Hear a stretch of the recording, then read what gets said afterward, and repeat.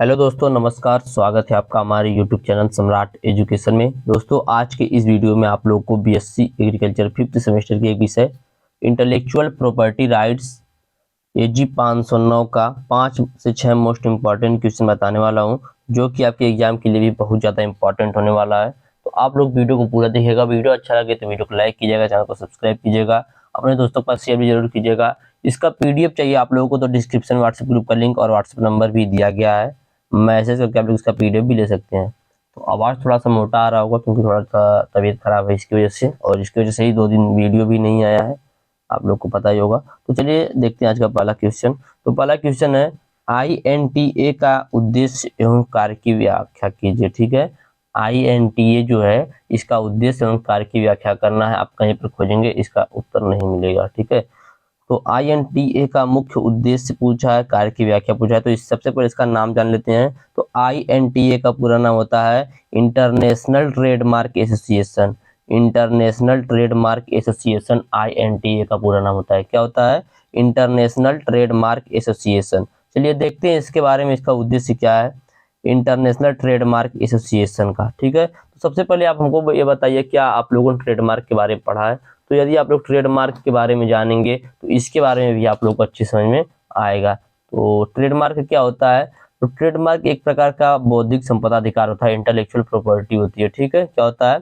Intellectual property होती है, बौद्धिक संपदा होती है, जिसमें क्या कहता है कि कोई आपका प्रोडक्ट होता है ना, तो उसको पहचानने के लिए आप उसको कैसे पहचानेंगे, ऐसा बनाया जाता है कि आप उसको देख कर पहचान जाए। जैसे मान लीजिए कि आप पेन लेते हैं, ठीक है, पेन पे कई सारे ब्रांड लगे होते हैं। जैसे आप एक विन का पेन आता है, ठीक है, एक राइटोमीटर का आता है। इस प्रकार से राइटोमीटर ना, आपने देखा कि इस पर राइटोमीटर लिखा है, आप तुरंत जान गए कि हाँ ये पेन बहुत अच्छा है, राइटोमीटर का है और बहुत अच्छी चलती है, बहुत अच्छे दिनों तक, मतलब ज़्यादा दिनों तक चलती है। तो आपने इसके बारे में पूरी विशेषता, इसके बारे में पूरी जानकारी ले ली, क्योंकि आपको पता है कि यह एक ट्रेडमार्क है। ट्रेडमार्क मतलब क्या होता है कि आपको पहचानने के लिए उसमें कुछ बनाया जाएगा कि आप देखकर पहचान जाए कि हाँ यह इसी कंपनी का पेन है या यही पेन है। ठीक है, ट्रेडमार्क एक प्रकार की बौद्धिक संपदा होती है, जिसमें एक पहचाने जाने योग्य प्रतीक होता है, या डिजाइन होती है, या कोई अभिव्यक्ति होती है। ठीक है, मतलब कोई लोगो होता है, या बोल सकते हैं ट्रेडमार्क एक ऐसी चीज है जो आपकी सेवा, उत्पाद या व्यवस्था को एक विशेष पहचान दे देता है। ठीक है, तो वही वो था ट्रेडमार्क।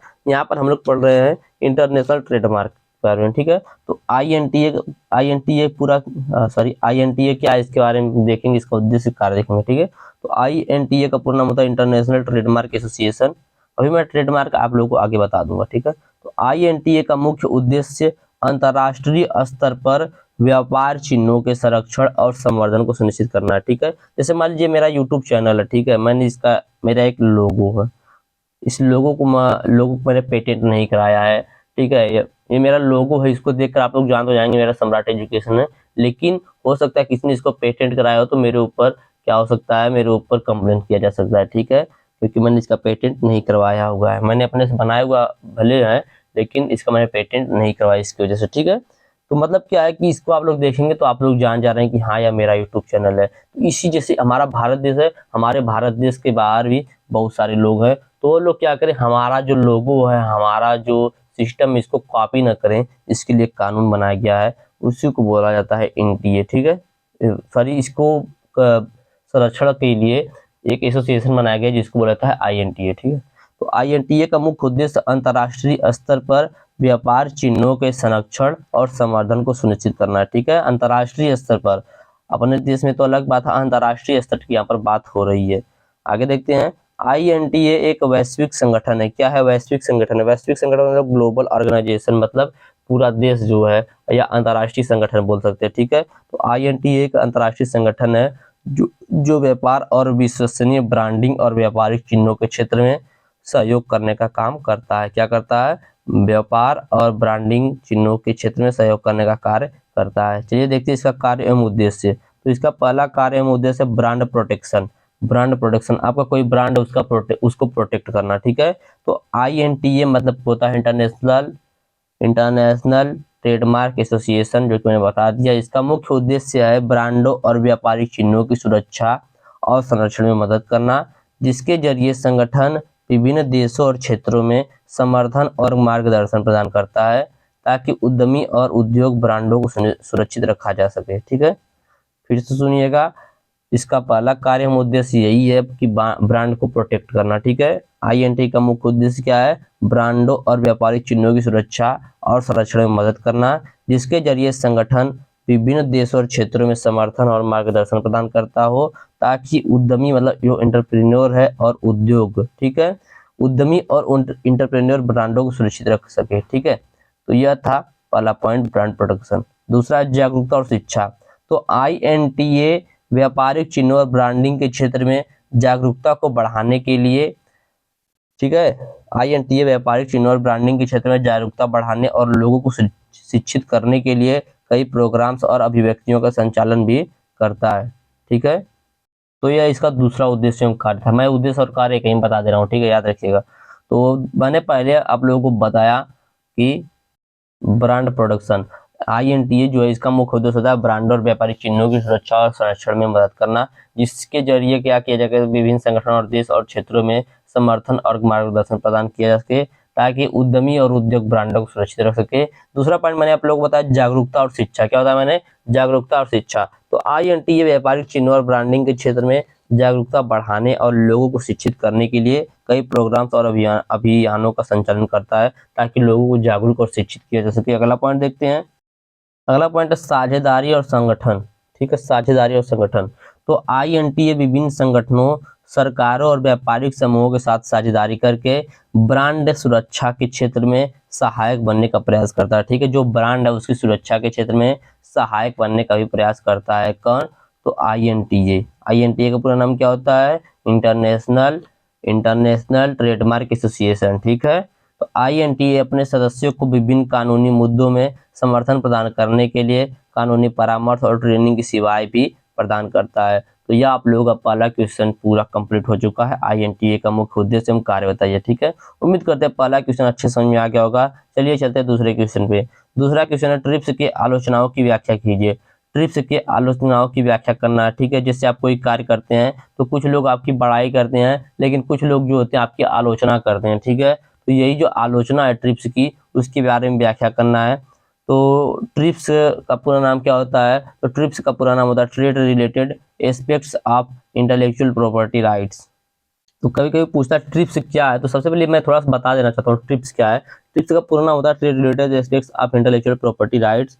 यह क्या है? विश्व व्यापार संगठन जो है WTO, वर्ल्ड ट्रेड ऑर्गेनाइजेशन जो है, उसके द्वारा संचालित एक अंतर्राष्ट्रीय संधि है। ठीक है, ट्रिप्स जो है विश्व व्यापार संगठन द्वारा संचालित एक अंतर्राष्ट्रीय संधि है, जिसमें बौद्धिक संपत्ति के अधिकारों के न्यूनतम मानकों को तय किया जाता है। ठीक है, क्या किया जाता है इसमें बौद्धिक संपत्ति जो है, बौद्धिक संपदा जो है, उसके अधिकारों के न्यूनतम मानकों को तय किया जाता है।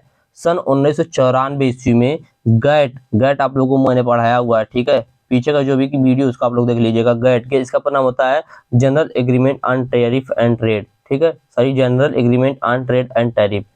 तो सन 1994 में गैट के 8वें चक्र या उरुग्वे चक्र बोला जाता है, तो 8वें चक्र के अंत में इसको तय किया गया था। यह विश्व व्यापार संगठन के समय किए गए समझौतों में से एक है। ठीक है, यह विश्व व्यापार संगठन के समझौतों में से किया गया एक समझौता है ट्रिप्स। तो आपसे कोई पूछ जाए ट्रिप्स क्या, तो बोलेंगे आप ट्रिप्स एक समझौता है जो WTO द्वारा संचालित की जाती है। ठीक है, जो कि एक अंतर्राष्ट्रीय संधि है। सन 1994 में उरुग्वे चक्र के अंत में इसको तय किया गया था। चलिए देखते हैं इसके बारे में।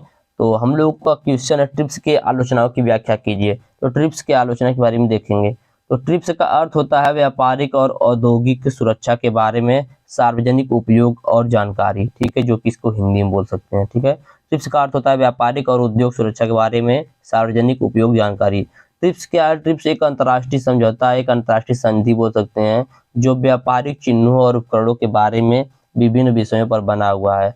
लेकिन कुछ लोग इसे संदेहपूर्ण और विवादास्पद तंत्र मानते हैं और इसकी आलोचना भी करते हैं। तो इसकी आलोचना निम्न प्रकार, जिसमें पहला है असमानता और उद्यमिता।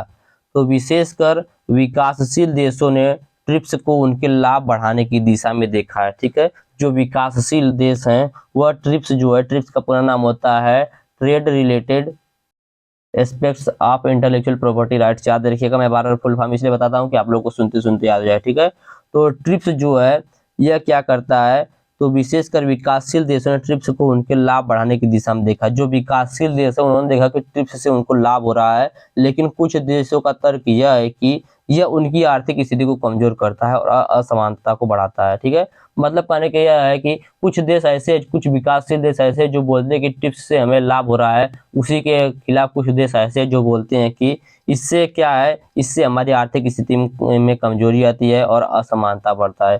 तो यह पहली आलोचना थी। दूसरी बात देखते हैं। दूसरा पॉइंट है कुछ विदेशी आधिकारिक संरक्षण का विरोध। दूसरा है आधिकारिक संरक्षण का विरोध। तो कुछ विदेशी व्यापारिक समूह और उद्यमी ट्रिप्स के माध्यम से व्यापारिक अधिकारों को बढ़ाने का समर्थन करते हैं। ठीक है, कुछ विदेशी व्यापारिक समूह जो हैं और उद्यमी जो हैं ट्रिप्स के माध्यम से व्यापारिक अधिकारों को बढ़ाने का समर्थन करते हैं।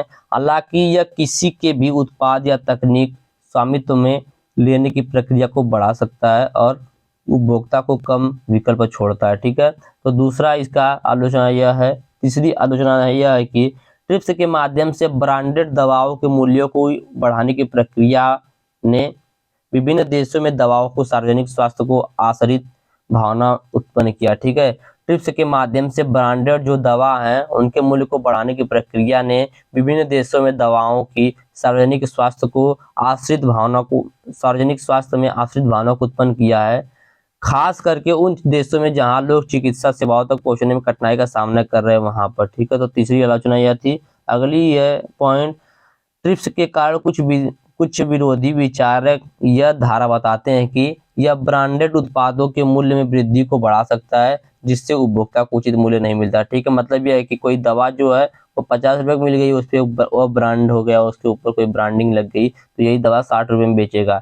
इसका कहने का मतलब यह है। तो ये विभिन्न प्रकार की आलोचना जो ट्रिप्स के ऊपर किए गए थे। आगे देखते हैं हम लोग अगला क्वेश्चन है ट्रेडमार्क को परिभाषित कीजिए, ट्रेडमार्क के उद्देश्य एवं लाभ बताइए। ठीक है, मैंने आप लोगों को थोड़ा सा भी ट्रेडमार्क के बारे में बताया हुआ भी था, तो चलिए देखते हैं ट्रेडमार्क के बारे में।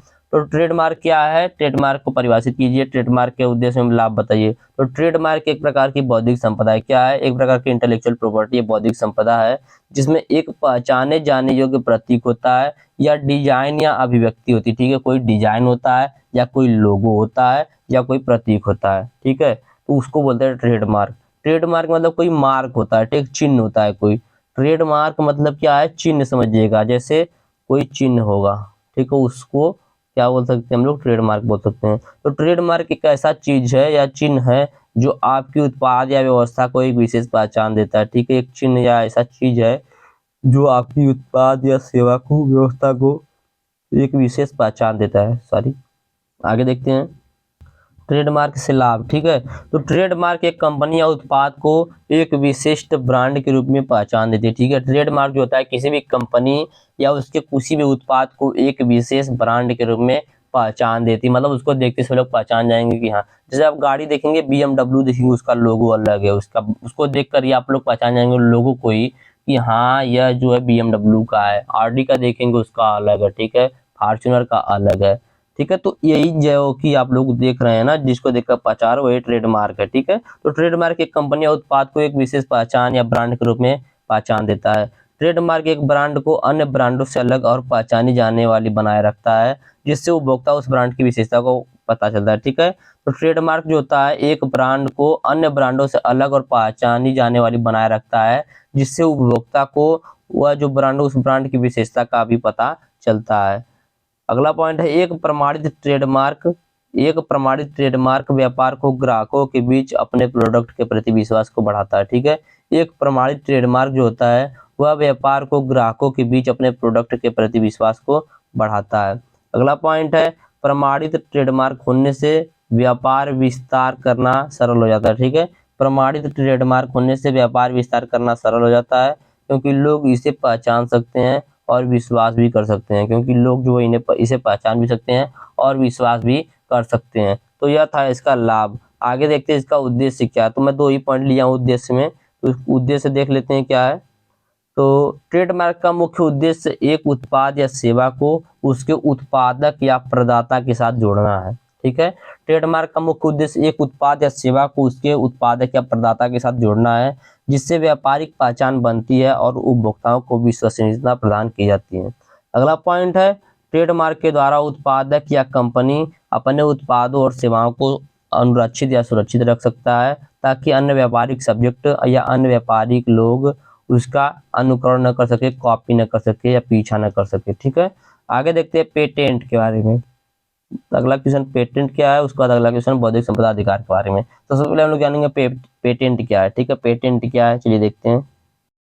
तो पेटेंट एक प्रकार का एक अधिकार है। ठीक है, पेटेंट एक प्रकार का एक अधिकार है जो किसी आविष्कारक या उसके उत्तराधिकारी द्वारा कानून सत्यापित व्यक्ति को उसके आविष्कार के लिए निश्चित समय अवधि तक किया जाता है। ठीक है, जैसे जैसे समझिएगा आप लोग कि मैंने क्या बनाया, एक फैक्ट्री खोली। फैक्ट्री खोलने के बाद मैं उसमें जो कपड़ा बना रहा या मैं जो पेन बना रहा हूँ, उस पेन के लिए मैं क्या करूँगा, एक पेटेंट कराऊंगा। उस पेन का एक पेटेंट कराऊंगा, मतलब उसके लिए मेरा कुछ दिन का अधिकार हो जाएगा उसके ऊपर, मतलब समय अवधि के लिए एक अधिकार हो जाता है, तो उसको बोलते हैं पेटेंट अधिकार। ठीक है, या एक अधिकार। तो पेटेंट एक प्रकार का एक अधिकार होता है जो किसी आविष्कारक या उसके उत्तराधिकारी मतलब नामित द्वारा कानून सत्यापित व्यक्ति को उसके आविष्कार के लिए निश्चित समय अवधि तक प्रदान किया जाता है। तो पेटेंट एक प्रकार का एक अधिकार है जो किसी आविष्कारक या उसके उत्तराधिकारी द्वारा कानून सत्यापित व्यक्ति को उसके आविष्कार के लिए निश्चित समय अवधि तक प्रदान किया जाता है। एग्जाम्पल थोड़ा सा मैंने मतलब दिया सही है, लेकिन आप लोग समझ नहीं आएगा। जैसे मान लीजिए आपने किसी चीज का आविष्कार कर दिया। ठीक है, आविष्कार करने के बाद आप जैसा कोई और आविष्कार न कर सके, आपका कोई कॉपी न कर सके, इसके लिए आप पेटेंट करवाते हैं। और यह पेटेंट जो होता है कुछ समय अवधि के लिए होता है, तो वही होता है क्या, पेटेंट। ठीक है, मतलब कि आपके जैसा कोई और प्रोडक्ट न बना सके, कोई सामान न बना सके, उसके लिए आप पेटेंट करवा सकते हैं। तो अब इस किसी भी आविष्कार के लिए निश्चित समय अवधि तक प्रदान किया जाने वाला एक प्रकार का अधिकार होता है जिसे पेटेंट अधिकार भी बोल सकते हैं, पेटेंट बोल सकते हैं। समय अवधि में आविष्कारक अथवा उसके प्रतिनिधि को यह अधिकार होता है कि वह अपने आविष्कार का व्यापारीकरण कर सके तथा आर्थिक लाभ उठा सके। ठीक है, जब तक आपने पेटेंट करवाया आपको यह अधिकार रहेगा कि आप उसका व्यापारीकरण कर सके और उससे अधिक लाभ उठा सके। एक व्यक्ति अपने जीवन का अमूल्य समय और धन किसी आविष्कार के पीछे लगाता है, तब जाकर वह कामयाब हो पाता है। पेटेंट उस व्यक्ति को सरकार द्वारा निर्धारित एक उपलब्धि होता है। ठीक है, पेटेंट जो होता है उस व्यक्ति को सरकार द्वारा निर्धारित एक उपलब्धि होता है जिसका लाभ उसे 20 वर्षों तक मिलता है। ठीक है, इस 20 वर्षों के बाद यह पेटेंट आविष्कार पूरे समाज या देश की संपत्ति कहलाने लगती है। ठीक है, मतलब आपने कोई नया आविष्कार किया तो आप उसको पेटेंट करवाएंगे, 20 साल तक वो आपका रहेगा। आपके अलावा मतलब यदि आप चाहेंगे तो उसको बेच सकते हैं, मतलब कोई और नहीं बना सकता, लेकिन 20 साल के बाद वो कोई भी बना सकता है। ठीक है, तो यह तो हो गया आपका पेटेंट क्या है, पेटेंट के बारे में जानकारी मैंने आप लोग को बता दिया। आगे चलते हैं, अगला क्वेश्चन है बौद्धिक संपदा अधिकार के बारे में बताइए। ठीक है, चलिए देखते हैं बौद्धिक संपदा अधिकार के बारे में। तो यह एक प्रकार की भौतिक संपत्ति होती है जो मानव बुद्धि या मनुष्य की रचना होती है। ठीक है, मानव बुद्धि या मनुष्य की रचना होती है।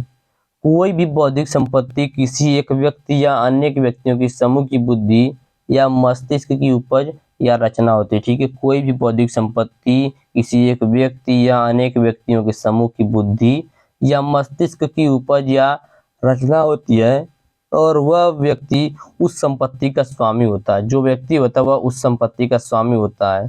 संपत्ति के स्वामी को उसका उचित उपयोग करने या किसी अन्य व्यक्तियों को नियमानुसार उपयोग करने देने के लिए अधिकृत करने का अधिकार प्राप्त होता है। ठीक है, समझिएगा, वह व्यक्ति या उस संपत्ति का स्वामी होता है। संपत्ति के स्वामी को उसका उचित उपयोग करने या किसी अन्य व्यक्तियों को नियमानुसार उपयोग करने देने के लिए अधिकृत करने का व्यक्ति को अधिकार प्राप्त होता है। बौद्धिक संपदा एक अभौतिक संपत्ति होती है। ठीक है, बौद्धिक संपदा अभौतिक संपत्ति होती है, मतलब भौतिक संपत्ति नहीं होती है, अभौतिक संपत्ति होती है। जैसे मैं मेरे दिमाग से जो बात निकल रही है मैं बोल रहा हूँ आप लोग को, यह क्या एक अभौतिक संपत्ति है। ठीक है, मैं ये लिख रहा हूँ, ये सब लिख रहा हूँ, तो कैसे लिख रहा हूँ, ऐसे तो लिख नहीं रहा हूँ, मेरे दिमाग से आ रहा है, मेरे मस्तिष्क से आ रहा है। यह क्या एक प्रकार की अभौतिक संपत्ति, एक प्रकार का इसको भी बोल सकते हैं हम लोग क्या, इंटेलेक्चुअल प्रॉपर्टी है। ठीक है, आगे देखते हैं बौद्धिक संपदा अधिकार। तो बौद्धिक संपदा अधिकार मानव मस्तिष्क की उपज है। दुनिया के देश कई सदियों से अपने कानून बनाकर इन्हें सुरक्षित करते हुए चले आ रहे हैं। इसके लिए सन 1994 ईस्वी में विश्व व्यापार संगठन बना जिसका एक समझौता है ट्रिप्स। ठीक है, जिसका एक ट्रिप्स समझौता क्या है, ट्रिप्स के बारे में मैंने थोड़ा सा आप लोगों को बताया हुआ भी था। बौद्धिक संपदा अधिकार व्यक्तियों को उसके दिमाग की रचनाओं जैसे आविष्कारों, साहित्यिक और कलात्मक कार्यों और प्रतीकों, नामों और वाणिज्य में उपयोग किए जाने वाले चित्रों के लिए भी दिया गया एक प्रकार का अधिकार होता है। ठीक है, तो यह आप लोगों को मैंने 5 क्वेश्चन बताया, उम्मीद करते हैं आपको अच्छे समझ में आया होगा। और इसके पीछे मैंने जो भी क्वेश्चन बताया आप लोग उसको देख लीजिएगा, और फिर से बताने कोई मतलब नहीं है, वीडियो काफी लंबा भी हो गया है। वीडियो अच्छा लगा होगा तो वीडियो को लाइक कीजिएगा। इसका पीडीएफ चाहिए तो डिस्क्रिप्शन व्हाट्सएप ग्रुप का लिंक, व्हाट्सएप नंबर दिया गया है, मैसेज करके लोग इसका पीडीएफ भी ले सकते हैं। धन्यवाद, जय हिंद।